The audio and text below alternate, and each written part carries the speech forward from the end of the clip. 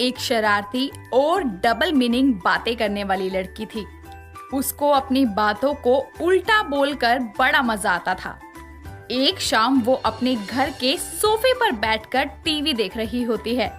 तभी उसकी माँ ज्योति आकर उसे बोलती है, अरे शर्म कर ले, शादी होने वाली है तेरी, पूरा दिन ऐसे पड़ी रहती है, कोई काम ही सीख ले। माँ, मुझे सब पता है, शादी के बाद ससुराल में सबको कैसे खुश रखना है। अच्छा बता जरा, कैसे खुश रखेगी? सिंपल, राजन की भूख मिटाऊंगी और सासू माँ के दबाऊंगी। शर्म नहीं आती ऐसी बातें करते हुए? अरे क्या गलत बोल दिया मैंने। राजन जी को अच्छा अच्छा खाना बना कर दूंगी जिससे उनकी भूख मिटेगी, और अपनी सासू माँ के पैर दबाऊंगी तो वो खुश हो जाएगी। तो साफ तरीके से बोला करना। वाह जी वाह, अब सामने वाले की सोच ही गंदी हो तो मेरे शब्दों का क्या कसूर। अच्छा अब ज्यादा बकवास मत कर और उठ जा, राजन आ रहा है अपनी माँ के साथ शादी की डेट फिक्स करने। टीना उठकर अपने कमरे में तैयार होने चली जाती है, जिसके कुछ देर बाद में राजन अपनी माँ गायत्री के साथ में घर आता है, जहाँ ज्योति उनका स्वागत करने के बाद टीना को आवाज लगाते हुए बोलती है, टीना बाहर आजा, देख राजन आ गया। टीना अपने कमरे से तैयार होकर बाहर सबके सामने आती है और गायत्री के पास जाकर बोलती है, अरे माँ जी, जरा अपनी साड़ी हटाइए ना, मुझे उन्हें छूना है। क्या छूना है? अरे माँ जी, आपके पैरों को छूना है, साड़ी ऊपर कीजिए ना। अच्छा तो सही तरीके से बोल लेना बेटा, अब तू हमारे घर की बहू बनने वाली है। हाँ, माँ ने सही कहा। और टीना, हम यहाँ शादी की तारीख फिक्स करने ही आए हैं। हाँ हाँ, जानती हूँ आपको शादी की जल्दी क्यों है, क्योंकि आप भी डालना चाहते हैं। क्या बोल रही हो? क्या डालना चाहता हूँ? अरे मेरे गले में वरमाला, और क्या। दोनों परिवार कुछ दिन बाद की तारीख देखकर दोनों की शादी करवा देते हैं, जिसके बाद टीना अपने ससुराल में आकर सारी जिम्मेदारियों को अच्छे से निभाती है। एक दिन उसके घर के बाहर एक सब्जी वाला सब्जी बेचने आता है और बोलता है, ले लो पुदीना। सब्जी वाले की आवाज सुनकर टीना अपनी सास को बोलती है, माँ जी, बाहर वो आया है, आओ ले लो। अरे कौन आया है और क्या ले लूं बहू? अरे माँ जी, वो सब्जी वाला आया है, आपको उससे वो लेना था ना, मोटा मोटा लंबा लंबा। अरे क्या बोल रही है?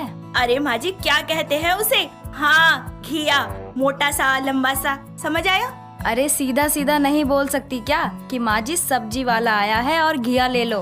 अरे मैं तो सही बोलती हूँ माँ जी, वो बस नाम याद नहीं आ रहा था ना, इसलिए शब्द थोड़े इधर उधर हो गए मेरे। शाम होने पर टीना रसोई में खाना बना रही होती है। तभी राजन ऑफिस से आकर उसको आवाज लगाते हुए बोलता है, टीना, पानी लाना, बहुत प्यास लगी है।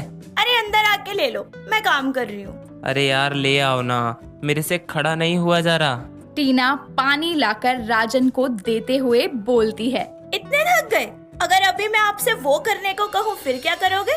क्या करने के लिए? अरे घूमने जाने के लिए बाबा। अरे यार तुम सही से बोला करो जो बोलना है। और रही बात घुमाने की, तो अभी तैयार हो जाओ, हम मूवी देखेंगे और मार्केट घूमेंगे। सच्ची राजन, तुम्हारा वो बहुत बड़ा है। अब क्या बड़ा है मेरी माँ? अरे दिल की बात कर रही हूँ, दिल। टीना और राजन तैयार होकर मूवी देखने जाते हैं, जहाँ से वापस आते वक्त वो मार्केट में घूम रहे होते हैं। तभी टीना को मार्केट में आइसक्रीम वाला दिख जाता है। ये देखकर वो राजन को लेकर आइसक्रीम वाले के पास जाती है और उसे बोलती है, भाई साहब, मैं दबा दूं आपका? अरे मैडम, का दबाने की बात कर रही हैं? हमारा दबाने के लिए हमारी जोरू है। टीना क्या बोल रही हो? पागल हो गई हो क्या? अरे मैं तो इनकी गाड़ी पे लगे भोपू की बात कर रही हूँ, वही बजाना है, नहीं तो पता कैसे चलेगा कि ये कहाँ पर है। तो तुमको कितनी बार बोला है, साफ साफ बोला करो। साफ साफ? क्या साफ साफ? अभी तुमने ही तो बोला कि साफ साफ बोलो, तो मैंने बोल दिया। राजन गुस्से में टीना को वहीं छोड़कर घर आ जाता है। कुछ देर बाद में टीना भी उसके पीछे पीछे घर आती है। दोनों को अलग अलग आता देखकर गायत्री बोलती है, अरे बहू, तुम दोनों साथ गए थे और अलग अलग क्यों आ रहे हो फिर? माँ जी, अपने बेटे से ही पूछ लो, उनको बहुत जल्दी चढ़ जाता है। क्या चढ़ जाता है? गुस्सा माँ जी, और क्या।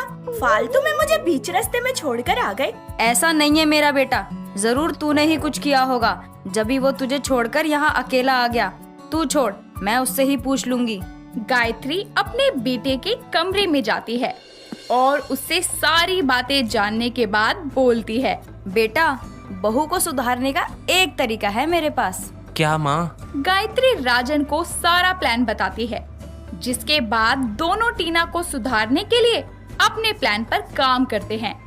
और अगली सुबह गायत्री टीना के पास जाकर उसे बोलती है, अरे बहू, जरा वो ले आ। अरे कब लाएगी? जब दिन निकल जाएगा जब। क्या ले आऊँ माँ जी?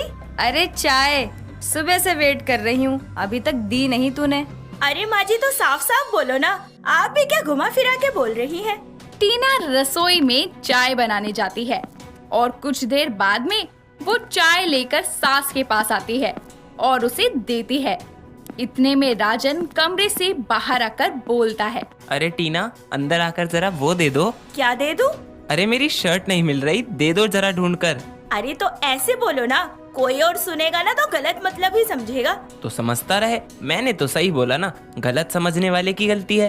टीना अपने पति और सास की इन हरकत से परेशान होने लगती है, लेकिन वो उनको कुछ बोलने के लायक ही नहीं थी।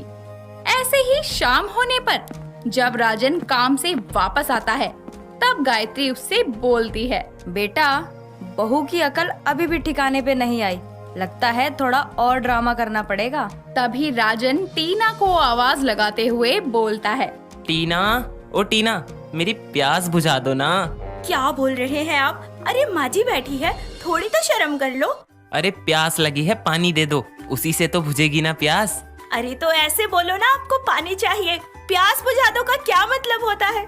मैं तो ऐसे ही बोलूंगा। कोई प्रॉब्लम है तुमको? हाँ, प्रॉब्लम ही प्रॉब्लम है। अरे ऐसे सबके सामने डबल मीनिंग बातें करोगे तो सब उल्टा ही समझेंगे ना।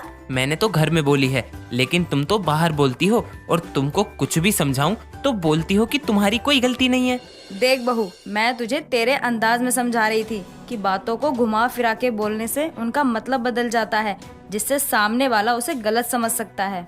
हाँ, और कभी कभी ही मजाक के लिए ये सब चीजें ठीक होती हैं, लेकिन तुम तो हमेशा ही ऐसे डबल मीनिंग बातें करती थी, जिसकी वजह से मुझे एम्बेरस फील होता था। हाँ माँ जी, अब से मैं कभी डबल मीनिंग बातें नहीं करूँगी। मैं समझ गई हूँ कि इसकी वजह से कितनी दिक्कत होती है।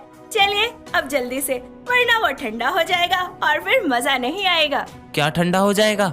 अरे खाना ठंडा हो जाएगा, और क्या। और इस तरह टीना डबल मीनिंग बातें करना छोड़ देती है और सब खुशी खुशी रहने लगते हैं।